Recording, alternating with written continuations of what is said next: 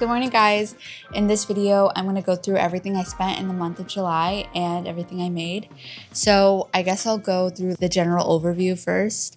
So this month, my gross income was $10,749.99. $1,092.51 of that did go to taxes. $768.06 of that went to HSA contributions, and $4,192.50 of that went to my 401k contributions. And then after that, my net take home pay was $4,693.15.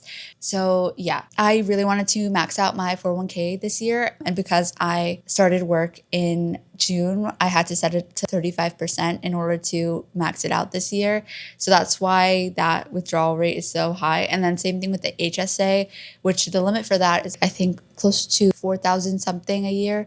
So divided by 6, it comes out to roughly $750 a month. So that's why that's so high. And I'm just using the HSA for investment. And I think I'll just pay for any health expenses out of pocket this year. So yeah, I'll go into my spending by category again. So for groceries this month, I spent $506.61, which I do think is a little bit on the higher side. It's definitely higher than what I spent when I was living in Houston. I think I would spend maybe $100, $130 every time I went to the grocery store, and I would probably go 3 times a month or something. So it is a little bit more here. And then also, so I used Amazon Fresh for a while for delivering groceries just because it's easier than having to carry it up the elevator and stuff like that. But I had a free trial for Amazon Fresh. But now that that is expired, I just canceled the subscription.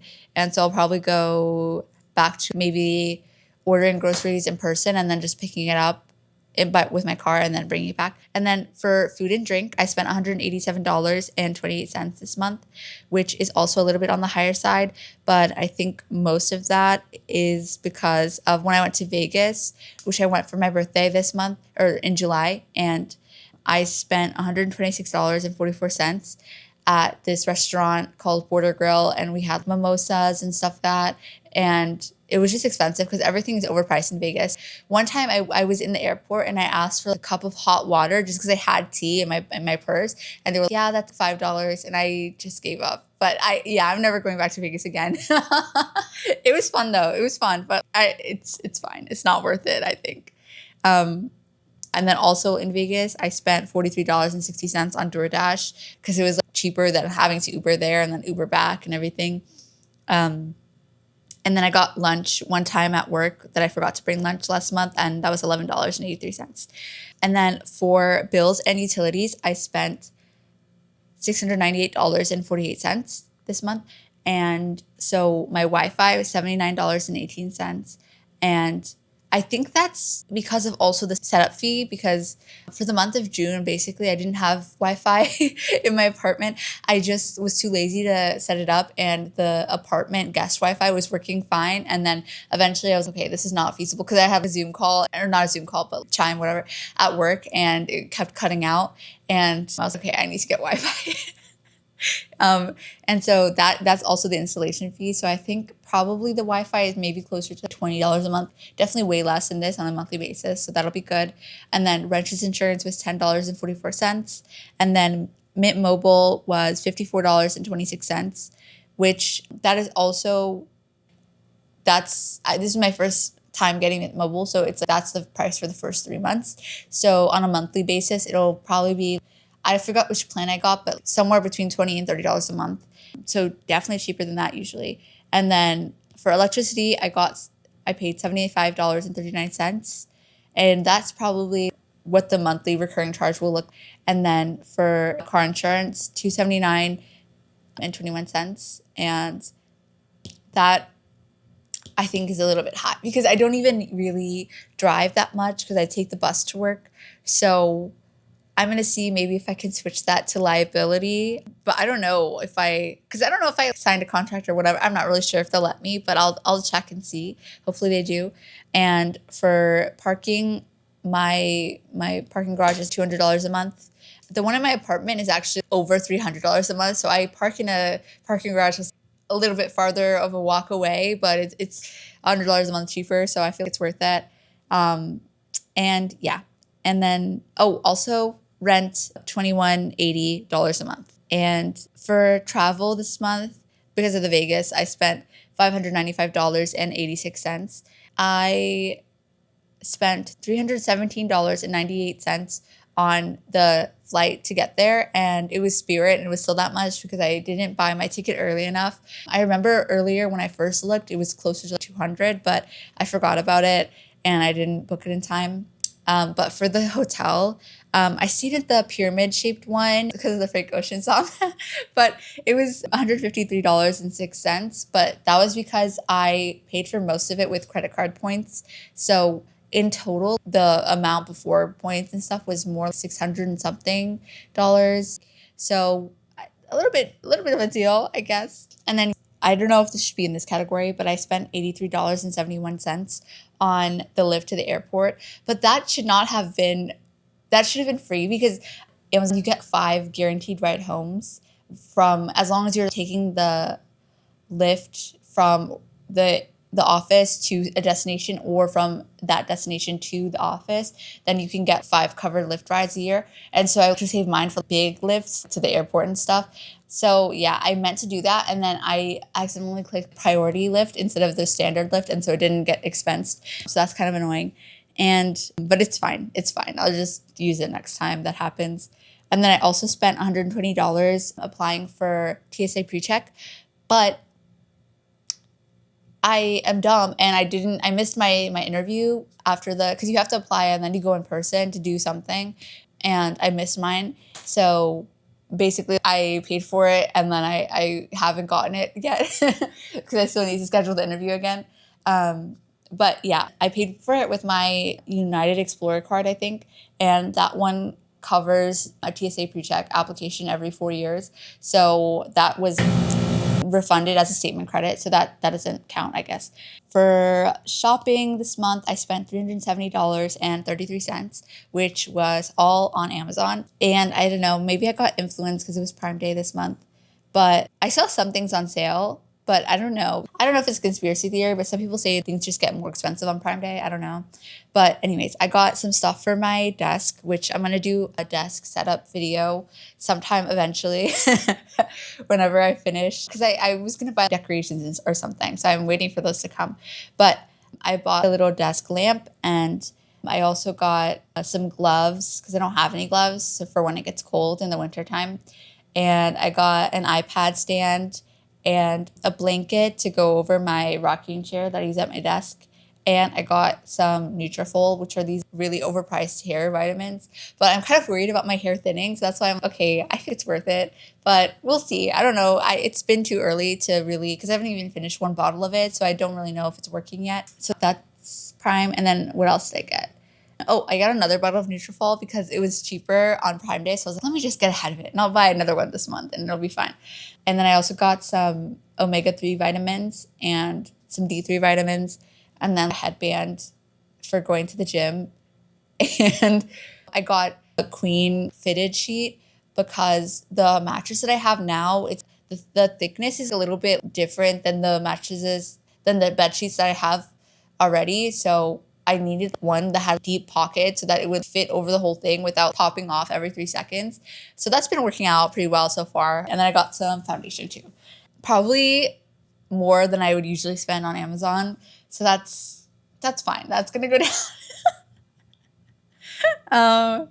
And then for health and wellness, I spent $59 on ClassPass, which I have still been pretty bad, and I haven't really been going to any classes lately, but I made sure I didn't waste my credits last month. I used the excess ones on waxing. I got my eyebrows waxed and stuff like that, but anyways, yeah, which that's not what it's supposed to be used for. It's supposed to be for exercise, so I will try to exercise. I will try to be better at this, and I will be better. I'm going to go to at least one class this week because I leave for Costa Rica on Friday, and my goal is to go to at least one workout class this week. So I'll try to do that. And then I also spent $89 on beta blockers on this online prescription company, kind of hers, hims, one of those, but it's called Kick Health. Sometimes I get nervous for meetings. So I was like, okay, maybe I'll just test them out and see if they work. And they kind of work, but I don't know. I don't know how I feel about it yet. I don't think I have a good read on it because I do always have coffee in the morning. So even if it was working, I fuck it up because I drink the coffee at the same time. So we'll see. I'm undecided on it. And then for subscriptions this month, I spent $201.18, which is kind of a lot. Looking through these, there's definitely some that I can cancel. $21 for Adobe Creative Cloud. I think I need that because I use Premiere Pro to edit these videos. And then I got an Epidemic Sound subscription for music in the videos, but I don't know. I don't always remember to put music in my videos. Maybe I will get I don't know. Or maybe I'll just put music in this. So that's $19 a month. And then for Peacock, I spend $2.99 a month, which that's not that bad actually. But Love Island has finished for the summer, so maybe I can cancel that. And Hulu, $1.99 a month, which maybe I have the student plan still or something. But yeah. Oh, okay. So this is why. So Amazon Prime membership, I actually had 4 different Amazon Prime student free trials because my school, I went to Rice and we had 4 different vanity email addresses that we could make where it was the same inbox but a different name. And so I just made 4 different free trials. So that finally ended this month. And so I paid for the whole year in advance. And so that's what the $76 is. So that won't be a recurring charge every month. So that's good. So yeah, and then my Sapphire Preferred Chase card has a $95 annual fee. And so it's been 1 year since I got that card, so it got charged again. But I still feel it's kind of worth it to have as a card just because I do get points and every year you get a $50 statement credit for a hotel purchased through their website and stuff like that. So I feel the points and everything like that outweigh the annual fee cost. But for my United Explorer card, I definitely think that I'm more likely to cancel that one because the annual fee, when I got it, I think there was no annual fee, and then now it's gone up to $250. So I don't think that's worth it to have as a card. But yeah, anyways, breaking down my expenses by card. So on my Sapphire Preferred this month, I spent $481.21. And on my United Explorer card, I spent $237.83. And $120 of that was the refunded TSA PreCheck application fee. And on my Freedom Unlimited, that's where I do most of my spending because it's just 1.5% cash back on all purchases. So on that card, I spent $1,114.03 this month. And then on my Prime card, I spent $1,006.27 this month.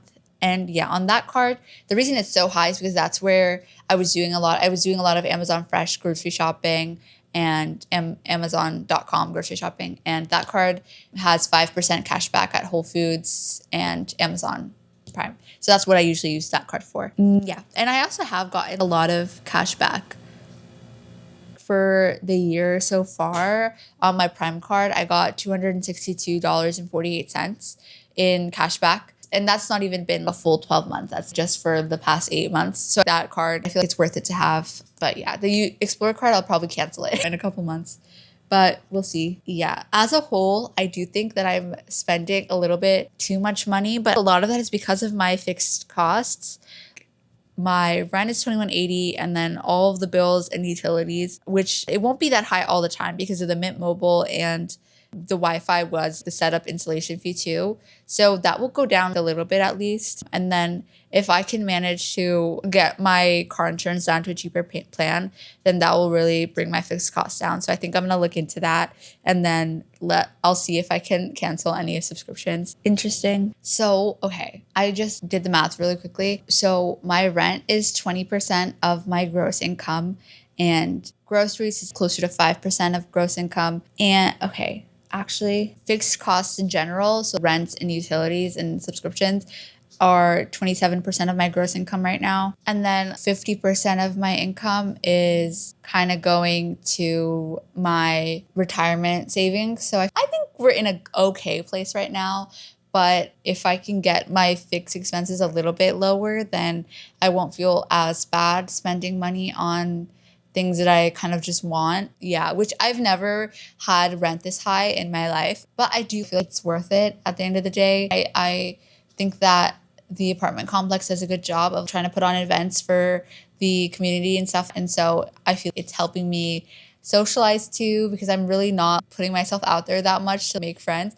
But even if I get too lazy and I don't go out, I mean, I'm not going to say I'm just never going to leave my apartment, but even if I were to never leave my apartment, at least I would still be able to go to the apartment events inside of the apartment.